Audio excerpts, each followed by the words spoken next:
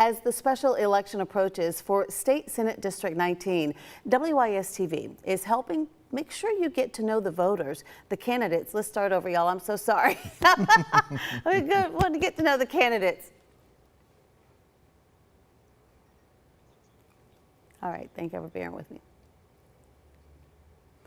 As the special election approaches for the State Senate District 19, WIS TV wants to help voters get to know the candidates and to drill down on some of the most relevant issues. We've invited all of the candidates in the Democratic primary to join us for a one-on-one interview. Joining us in the studio today, Dr. Johnnie Cordero. Good evening. Thank you for joining us. Good evening. Thank you for having me. Let's just start off with the basic question. Okay. What do you believe makes you the most qualified candidate compared to your opponents in this race? Interesting question, but a good one, and I think one that needs to be asked.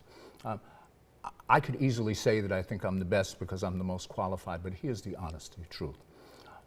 I'm the best candidate because what we need at this time is a fighter in the Senate. I don't know whether you've recognized it or not, but I guess in your situation you have to.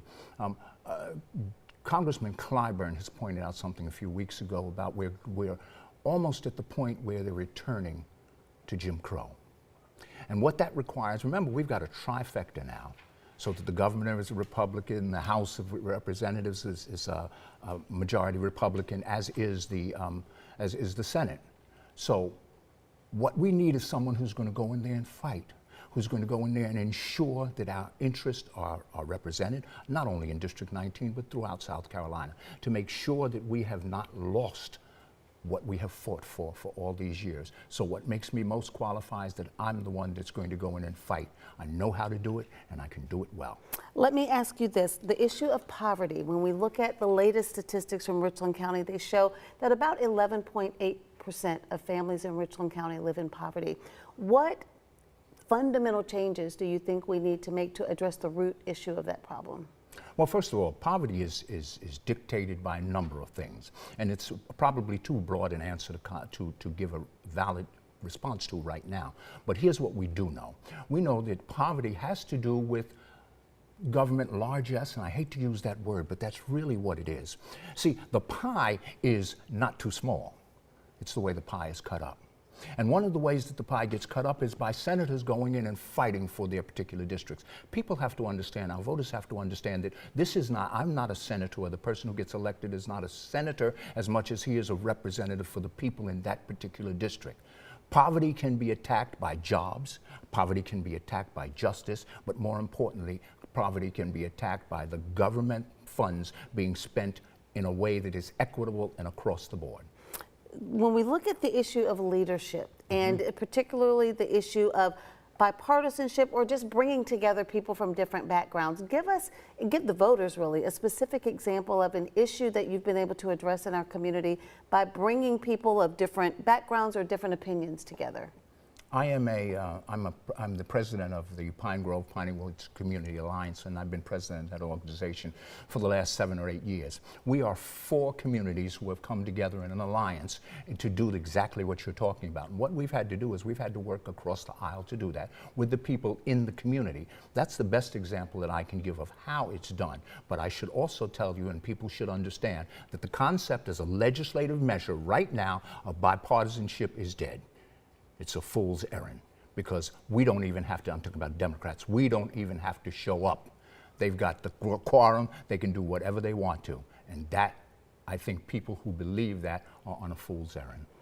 If elected, what would your top priority be as a state senator, and how would voters be able to measure some specific outcomes?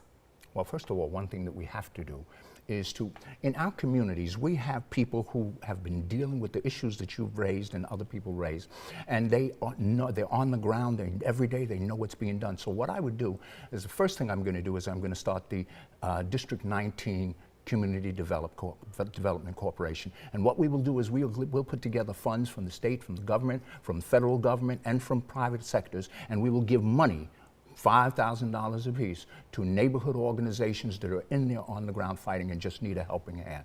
That's the number one thing that I would start with. The second thing is I would address the issue of homeowners association problems. A lot of our people are losing their properties because they didn't pay the fines on their homeowners' properties.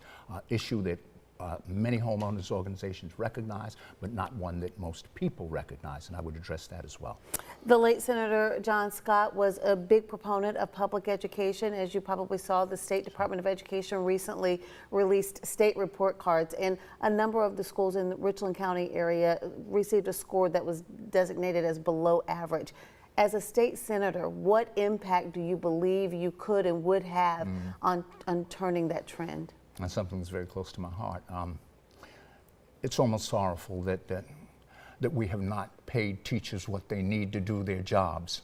I say that every teacher, every good teacher is worth their own weight in gold. Some people said they're worth $1 million a year. I believe that what we need to do is to fund the teachers adequately so they don't have to go in their business. Choose the teachers appropriately, meaning the best teachers, pay them the money, and leave them alone and let them educate our children. Remember, we're a people who, for a long time, one-room schoolhouses, old books, and we turned out scholars every single year. We can do that again if you give the money to the teachers who need it. Last question, your pitch to voters, if elected as the next state senator for Senate District 19, what can voters expect from you in terms of leadership, character, integrity, and results? The final word is just a fighter. That's what they can expect from me, and that's what we need right now. We need someone who's going to go in and who's going to stand up. This, and I call it nonsense. This nonsense about reaching across the aisle is dead. It is dead. We need someone who's going to go in there and fight from day one, who's going to be the eyes, the ears, and the voice of the people in our district. Everything that I know, they will know. And I'll also take with me, if I go, I will also take with me a male and a female young person with me, and they will be with me the whole time. I will teach them everything I know because I'm 75 years old. I'm not going to be here forever, and I'm going to train them to take it when we get it. Send me, and I will do that. My word. Dr. Johnnie Cordero, thank you so much for your time this evening. I know this is just an insight into the candidate platforms. We're inviting our viewers to go to WISTV.com after you get insight in watching these interviews on air to also watch all of the candidate interviews in their entirety as you make your decision about how to cast your vote. As a reminder, early voting is already open for this special election, and the primary date is on October 24th. We also would like to remind our viewers that once all of the primary candidates have been identified, we will certainly invite them all back here to the WIS studio before the special election, which will be held on January 2nd. So be sure to save that date as well. Again, you can watch all of the candidate interviews in their entirety on WISTV.com.